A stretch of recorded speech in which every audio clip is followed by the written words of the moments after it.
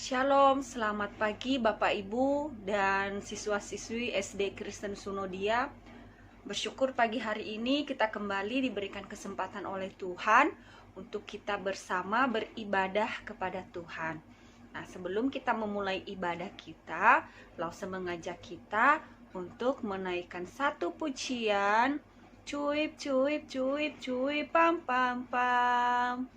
Ayo kita bernyanyi ya, ikutin gerakan di lagu yang Lause tayangkan.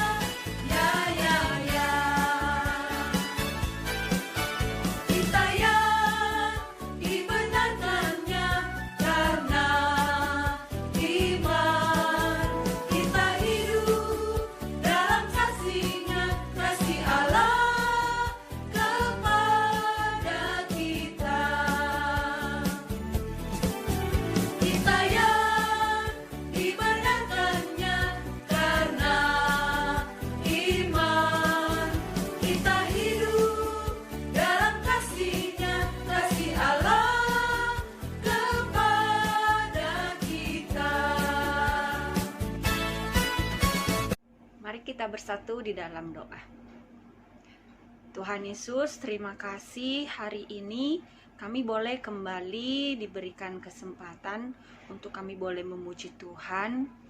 Dan sebentar kami mau mendengarkan cerita firman Tuhan.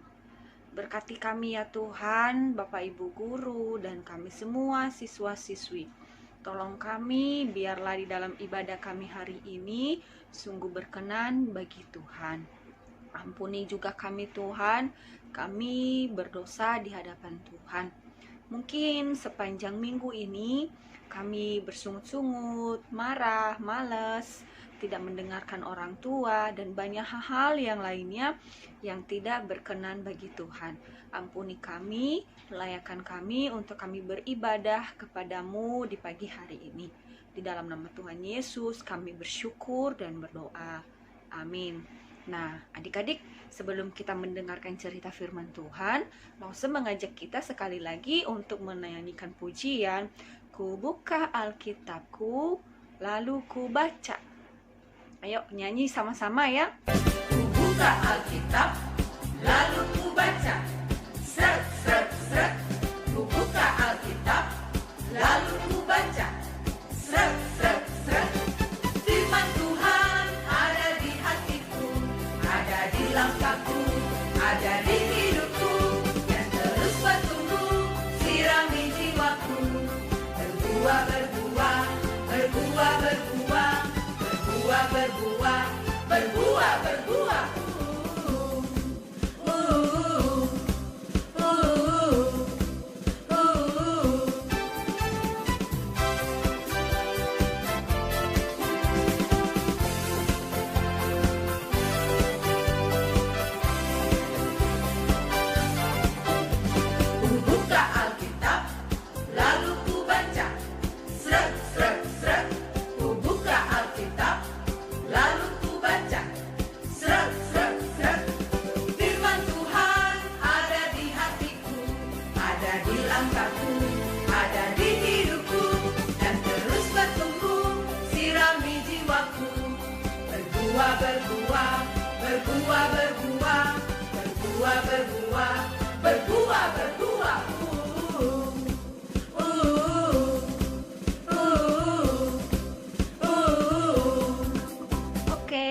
hari ini Lause mengajak kita untuk membuka Alkitab dari Lukas pasalnya yang ke-13.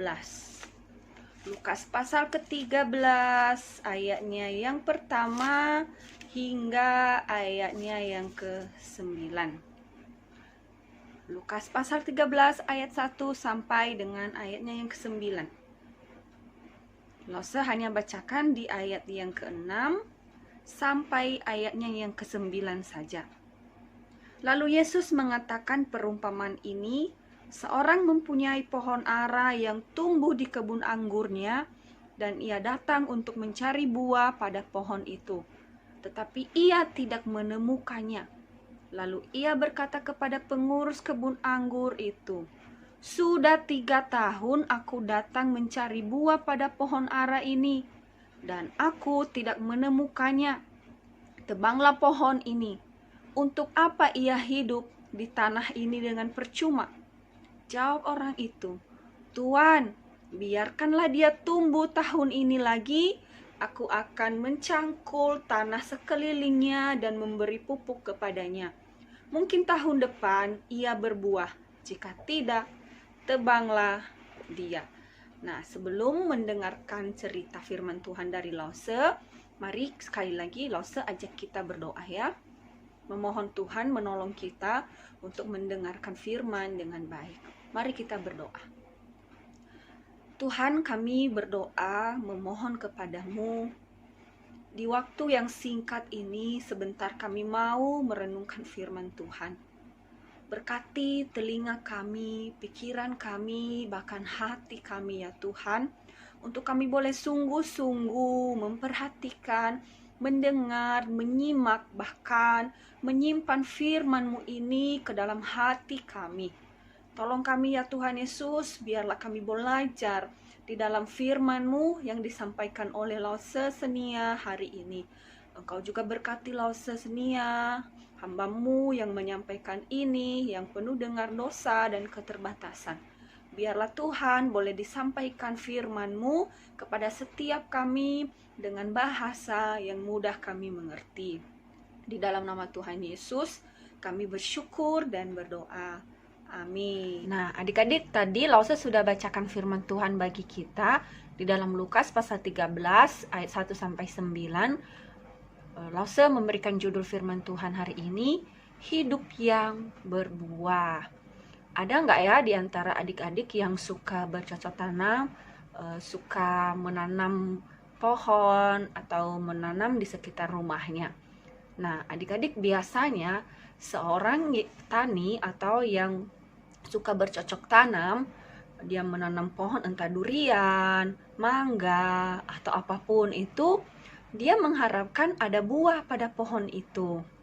Ketika dia menanamnya, pasti dia juga merawatnya, menyiraminya, mencabut rumput di sekitarnya, bahkan dia memberikan pupuk agar pohon itu tumbuh menjadi besar dan berbuah. Nah, pertanyaannya, kalau seandainya kalian sudah punya pohon, tanaman, terus sudah bertahun-tahun tidak berbuah, sama seperti pohon yang ada di gambar ini, batang-batangnya sudah gede, daunnya juga ada banyak, tapi tidak berbuah. Senang nggak punya pohon yang seperti itu? Daunnya sangat lebat, tapi tidak punya buah. Nah, pasti kalau kita menanam satu pohon, kita mengharapkan ada buahnya kan? Kalau tidak ada buahnya, pasti kita tidak senang. Nah, sama halnya di dalam perumpamaan di Alkitab tadi, Tuhan Yesus itu berkata kepada orang-orang Israel. Mereka itu seumpama pohon ara. Orang Israel sering digambarkan sebagai pohon ara dan pohon anggur. Pohon ara ini ditanam di dalam kebun anggur. Nah, itu artinya bahwa pohon ara ini istimewa. Dia istimewa dari pohon yang lainnya. Kalau kita melihat ya, sebelumnya Tuhan Yesus juga di Alkitab, ketika dia berjalan di pinggir jalan, dia melihat ada pohon ara tidak berbuah, lalu dia mengutuk pohon ara itu sehingga menjadi layu, kering. Nah, jadi pohon ara ini bisa hidup di mana saja, bisa di pinggir jalan atau dimanapun.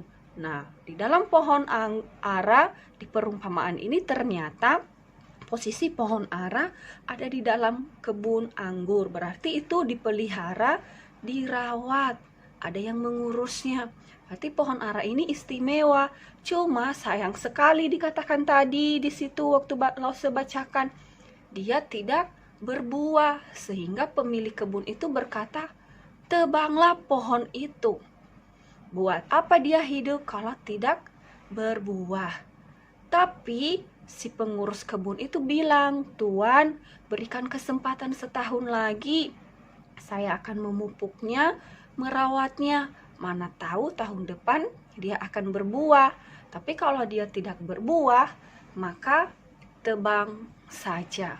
Nah, adik-adik sama. Si pemilik kebun itu dia juga rindu agar pohon yang ditanamnya itu berbuah.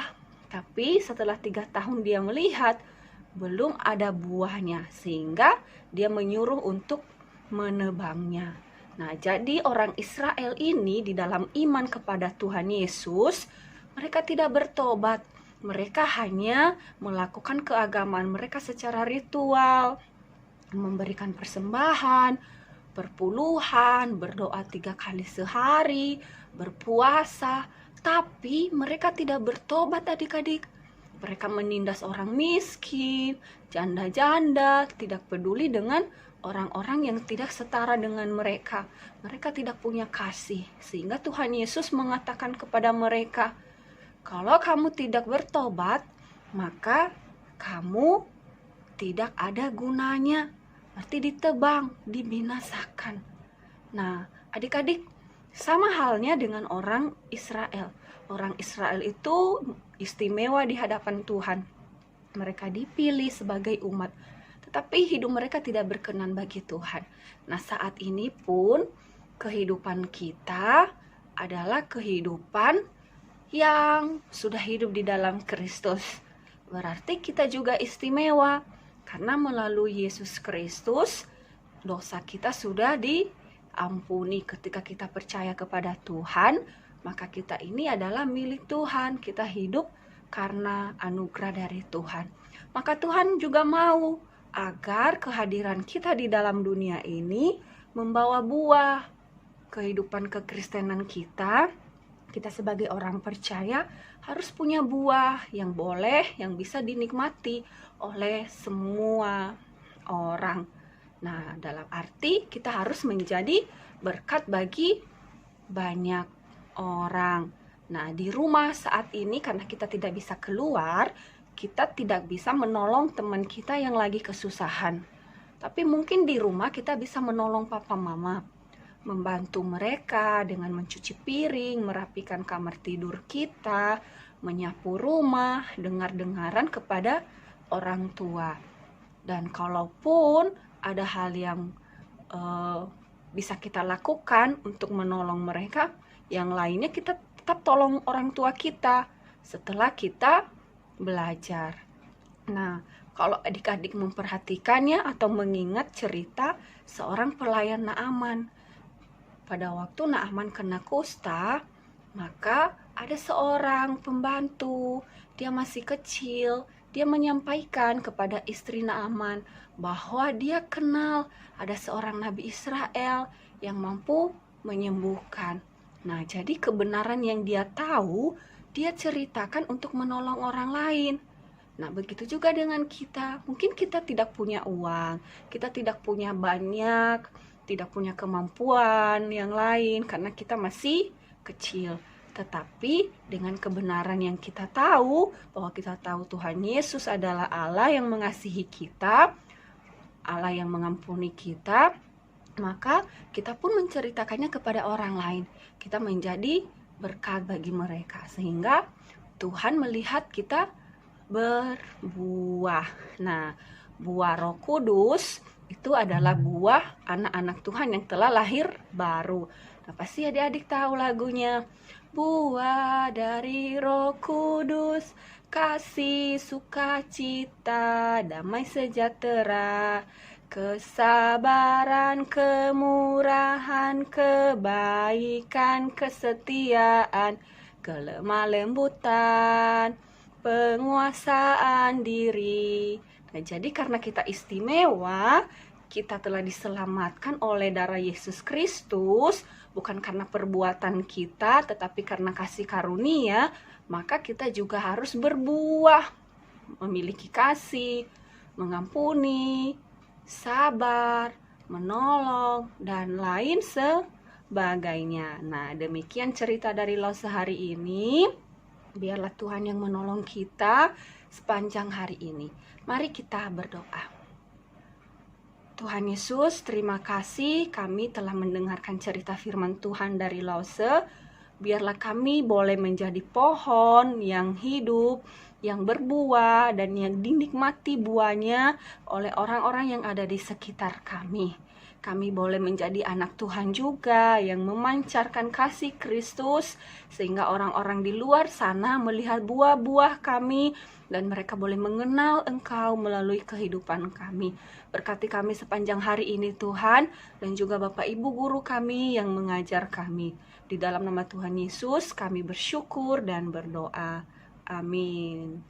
Ibadah kita telah selesai. Bapak Ibu guru dan anak-anak sekalian, silakan bersaat teduh. Amin. Sampai ketemu minggu depan. Selamat beraktivitas hari ini ya. Tetap semangat. Tuhan Yesus memberkati kita semua. Shalom.